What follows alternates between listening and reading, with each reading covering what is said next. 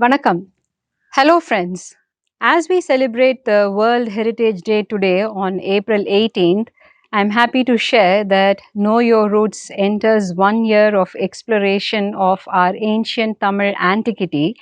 And in today's episode, we will see when and how the Neolithic Tamil man came and settled into the littoral or coastal territory of Neidal. We saw in a previous episode of how the African ancestors crossed the shallow seas and literally walked into these coastal regions. Of course, he couldn't have settled there then because of fluctuating sea levels and lack of food and shelter, owing to which he took refuge in the caves of the Kurinji Hills. The last glacial epoch, 29,000 years ago, ended, and by 20,000 years, sea levels all over the world started going up. And in the next 10 to 12,000 years, the sea level rose by 125 meters, that is about 410 feet. Of course, the rise in level was different in different places. And then around 8,000 years before present, the levels stabilized, making it suitable for man to enter these regions by around 6,000 years ago. And hence, from 4000 BCE onwards, people in different coastal areas of the world settled and created ancient civilizations. The Tolkappiyam and Sangam literary works refer to the symbiotic relationship that Tamil man in the Neidal regions had with the sea, his livelihood, attested to by the linguistic proof where more than 200 words found in Tamil to describe the sea, such as Ari, Ari, Arkali, Aralai, Vodam, Munnir, and Tonnir, meaning Tonmai plus Neer, ancient old waters. So, random searches on the ancient harbors and trade routes that the Tamil man should have devised, as well as details of his occupation, that was basically selling fish and salt, are very hard and few to come by, evidencing that not enough research has been done into our antiquity. Some of the names by which the people of the littoral region were called, as described in the Tolkappiyam, Baradavar, Umanar, Nurayar, Thurayar, where we know in Tamil, Thuraimuham means harbor, Thurayar, men of the harbor. Now, a lot of research is there regarding ancient harbors of the Mediterranean region, where earliest archaeological evidence of premeditated human enterprise to improve the quality of natural anchorage, man-made structures of submerged stones off the coast of Israel in the South Mediterranean dated to 2000 BCE, that is Middle Bronze Age. And while navigation was known to the Sumerians from the 3rd millennium BCE, the Egyptian hieroglyphic records from 1600 BCE detail how warships were built, while many ancient harbors remain unidentified, buried, and built over, or simply destroyed. Studying their paleogeographic evolution has been quite challenging, but there is enough archaeological evidence to show that since the Bronze Age, man has been familiar with the creation of harbors. The anthropogenic impact of man is studied by the aid of biostratigraphic and chronostratigraphic analysis of sediment archives, and researchers have identified 3 stages in which harbors should have evolved, starting with the Bronze Age, 3300 BCE, where natural contours were used with little human modification as harbors. If you come to the early Iron Age, 1200 BCE, semi-artificial harbors with stratigraphic evidence of artificial reinforcement of natural endowments. And if you come to 300 BCE, the heavy human impact leading to completely artificial harbors of the Roman and Byzantine empires. Arthur de Magro, a leading Dutch coastal and marine engineer who has studied these ancient harbors and published many papers, one of which is an interesting catalogue of 180 ancient ports of the world. It is very disappointing to see that none are from the Indian subcontinent. He has also traced ancient coastal civilizations and dated the Kerala of Peru to 3200 BCE. Again, nothing about the Indian subcontinent. As far as Indian history is concerned, the Indus Valley civilization is deemed to be the earliest civilization, and Lothal, a very important port on the shores of Gujarat, gets mentioned. Excavated by the ASI in 1955 and dated to 2500 BCE, an engineering marvel, it is said the ancients who built the port thoroughly studied the tidal wave movements and location before constructing the port's brick built structures. Again, if you come to the period having earliest written evidence, the port of Chittagong in today's Orissa is mentioned, which is dated to 4th century BCE. This port is also mentioned in the Periplus of the Erythraean, a very important maritime record created by an unknown Greek soldier or perhaps merchant trader, variously dated to between 2nd century BCE and 1st century AD. The Periplus of the Erythraean also mentions many old Tamil ports, about which we will see in detail later. Now, two of the oldest ports that are identified in the south are Pattinam, that is today's Musiris in Kerala, and Kaveri Poombattinam or Poombuhar, about which there are many references in Sangam literary works. Sangam literature throws up innumerable details about the seafaring way of life of the Neidal people, and we know that Tolgapiyam, the earliest extant work of grammar, precedes the Sangam literature, and in Tolgapiyam, in over 343 pages, the author mentions Yenba, Moriba, Yenmanar Pulavar, meaning that he took information from literary works that existed way before his time, a record of a way of living of a people from around 1000 years before, and codified it into the 5 landscapes of the Tamil region. And in this codification, we saw how there is a first or mudar porul, which is space and time, a karuporul or subject matter, which talks about a people, their occupation, their livelihood, the landscape, the water body, the animal, the bird, and whatnot. And then, more importantly, the uriporul or human behavior as shaped by the environmental situation. So, if this were representative of a life 1000 years before him, then there must have been harbors and ports. And in the Karuporul, the Woor or town of the Neidal people is mentioned as Pattanam, and we know that even today, Pattanam is a word that we use to describe a town or a bustling trade center, attesting to the antiquity of the port or harbor that should have thrived at Kaveri Poompattinam. Kadiyalur Urthirankannanar sings 301 beautiful verses in the Pattinapalai, describing the grandeur of the city, which he describes as cosmopolitan, with buildings from different architectural styles and a separate quarters for the Greek and Roman traders. A few decades ago, local fishermen noticed submerged structures 5 kilometers into the Bay of Bengal from the shoreline of Kaveri Poombattinam. The local authorities took it up with the government, and several excavations and studies were conducted involving the illustrious historian Neelakanta Sastri to the noted archaeologist K.V. Raman, and then came S.R. Rao of the National Institute of Oceanography, which is part of the ASI.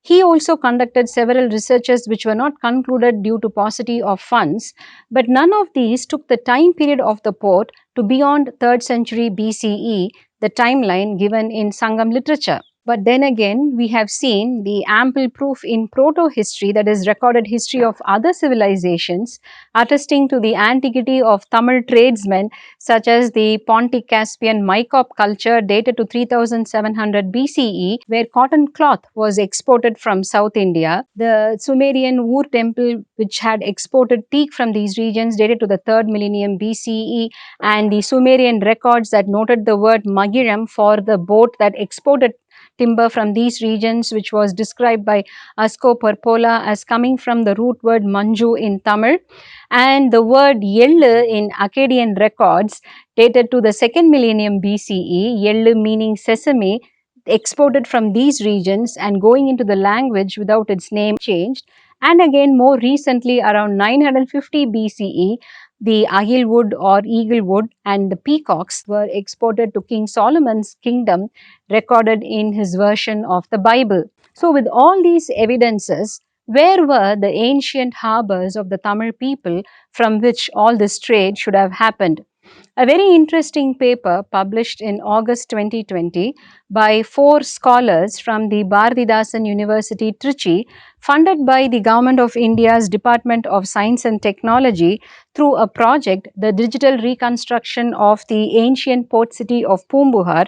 Dr. S.M. Ramasamy, Dr. Palanivel Kadiresan, Dr. J. Saravanavel, and Dr. C.J. Kumanan, the paper titled Detection of Submerged Harbor Using GEPCO and MBES Data in the Offshore Region of the Ancient City of Pumbuhar, South India. Studies were carried out by them using various scientific tools such as the GEPCO, which is the General Bathymetric Chart of the Ocean's data on past sea levels that indicated that the shorelines along Kaveri Pumpattinam were 25 to 30 kilometers east of the current shoreline, and upon further exploration carried out on both land and sea, it was revealed that Pumbuhar extended for a length of 20 kilometers, starting from Kadaikadu in the north to Tarangambadi in the south along the coast, and 3 to 4 kilometers in the landward side in the west.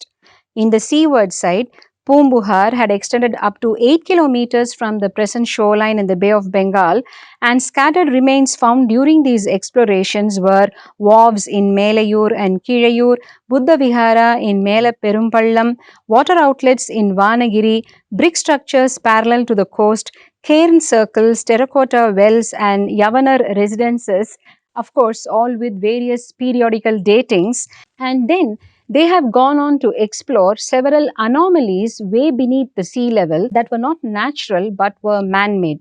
This is a very technical analysis, and I'm leaving a link of this paper in the description box for those of you who are interested in going through the details. Well, just a few examples. Anomaly number one. Amidst the otherwise corrugated contours, there was observed gridded contours with squarish north-south rectangular and trapezohedronic shapes of varying dimensions. The overall assembly of these grids stands out from the corrugated contours surrounding them, and hence this is marked as anomaly number one. And this runs for a length of 11 kilometers in the north-south direction and a breadth of 2 kilometers in the east-west direction. The topographic profile shows that the grids are bounded by north-south oriented subparallel depressions and intervening wider flat-topped elevated portions. So they concluded that this anomaly should have been the region of the harbour of Kaveri Pumpattinam, and the elevated topography represented the living areas of the people, while the subparallel depressions were thought of to be man-made canals or waterways to enable vessels for turning and for distribution, loading and unloading of material from the harbour. And similarly, by analyzing another anomaly, which is an elevated ridge with 2 to 3 meters elevation, they conclude that it should have been a man-made seawall to protect the harbour from waves and storm surges. The study concludes that with the results of the MBES, that is multi-beam echo sounder, and DEMS data, that is digital elevation model, the antiquity of these structures goes to 9000 BCE, and they have shown several references of other research papers from which they have collated this date, one being the reconstruction of late Pleistocene and Holocene sea level curve for the east coast of India, the link of which I am giving in the description box as well. However, then comes the most important question: could there have been any activity way back at that date? Could there have been a harbour technology known to the Tamil people? While they point out the interesting fact that the grid patterns studied as anomalies are very typical of other ancient ports found in Italy and Israel, and even the pattern of the port at Lothal in the Harappan civilization, could Pumbuhar have been a forerunner and an earliest port of India? This needs further clarification and study based on scientific tools, conclude the researchers. Today, several international scholars seem to be interested in studying the antiquity of Pumbuhar as well as other sunken lands in the coastline of India. But why did not our ancients leave behind any records if they were representative of such an ancient culture? For instance, there are several terms in Sangam literature to describe the different kinds of vessels that went to sea, such as Ambi, Navai, Vangam, Padahu, Thoni, Pankri, and Timil. Vangam and Navai were the larger vessels that went for a long distance trade in deep seas, while Timil was used for fishing, while Ambi was the intermediary vessel that collected goods from the harbor and took it to the larger ships that were standing out in the sea. Again, Tolgapiyam records the occupation of the Neithal people as selling salt and fish. Those selling salt were known as Umanar. If you take the prehistoric records of salt along the ancient civilizations of the world, again, there is absolutely no research done for the Tamil country or for that matter the Indian subcontinent. And one of the interesting papers that I came across, the role of salt in the formation of Anatolian culture by one Alper Golbas of the Batman University of Turkey, the opening line of his abstract reads, "Salt was prevalent in all ancient cultures, the Greeks, the Chinese, the Tamils, and the Hittites." He goes on to describe in his article of how salt was such an ancient product that it left cultural markers in Turkey, that is Anatolia, and how even today people use salt to ward off the evil eye, a practice that we, the Tamil people, can immediately identify with as we do it even today. Similarly, he talks of the proverbs in the ancient Anatolian Hittite language using salt. We also have our proverbs. Salt was also used as an important medium of exchange in barter trade, so much so in the cuneiform tablets of Hittite Empire dated to 1700 BCE, legal rules of salt trade were recorded. So here too, in Sangam literature, we have evidence of how the people of the Neithal region exchanged salt with the Mardam regions for grains and with the Mullai regions for butter. Fishing was an important occupation of the Neithal people. Timil Vetuvar, the fish hunters, is a term that describes them in the Kurundogai. And again, nothing much on the antiquity of fishing in the subcontinent, the earliest records being related again to the Indus Valley civilization. But in a previous episode where we explored the connect between the Indus civilization and Dravidian culture, we saw how the fish symbol, of how 1 in every 10 symbols of the as yet undeciphered Indus script is a fish or a modified fish, and of how Asko Parpola, the Finnish scholar, uses the Tamil homophone for fish, that is mean, which is also used to describe the star as in Vinmean, and by looking at the marks on the seals, he interpreted the fish symbols to read as various star constellations, a very important pointer for not just Tamil culture but also almost all the ancient seafaring cultures of the world as an aid in navigation. Fish symbolism and fish remains in ancient South Asia, a very interesting paper by Dr. William Belcher, and in this paper he mentions, and I quote, "A recent overview of the decipherment of the script still puts Parpola's ideas as the most plausible out of the multitude of interpretations that exist for the Indus script." He details the different kinds of fish that were found in the seas during those ancient times and how the people then knew which fish to eat to either increase or decrease one's body heat. Again, Tolgapiyam mentions that the animals native to the Neithal region were the crocodile and the shark. We saw the connect between Indus and Dravidian civilization about the crocodile, of how it was found in the Indus seals, and how the Tamil people knew their different varieties of crocodiles as attested to by the various names such as Maharam, Musali, Kadu, Karavu, Karam, Kara, Nagar, Idangar, etc. And crocodile was also a symbol of worship, which later became extinct as people were relentlessly hunting the gharial, especially with its snouted nose for its aphrodisiac properties. In due time, the shark became a symbol of worship as attested to by a Sangam literature poem, "Sunai Churavin Kodu Nattu Manai Sertiya Vallananginan." Now, shark was not found anywhere in the Tamil coastline as we know it today, and a particular kind of whale shark was native to the coastal line of Gujarat. A further reference that we have also covered in a previous episode, Kalichura Irinda Puntal Attiri. Attiri referring to the wild ass. The hooves of this donkey were so full of blisters because it was continuously walking on the marshy salt lands, and taking its scent, a shark came and bit the hooves, adding to its misery.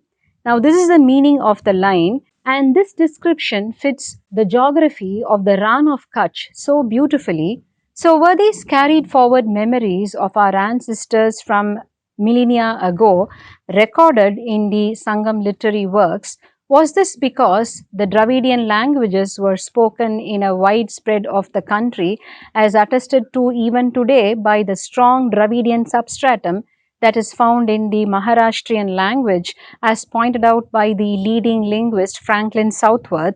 Was the entire 5,700-kilometer coastline of the subcontinent a Neidal region? Well, it is safe to conclude that our Tamil ancestors moved into the Neidal territory well into the Neolithic time periods by around maybe the 4th or 3rd millennium BCE, and they learned to tame the ocean tides and the westerly winds and use them to trade with far off lands of Sumeria and Egypt. And perhaps the deity of the Neidal territory, Varunan, was a personification of these trade winds. Of course, the ancient Tamil man looked at the ocean as a mother goddess, Kadal Keri Selvi, as she is described in Tamil literature. We will see the association of the Neolithic Tamil man with the Palai region in our next episode. Vanakkam.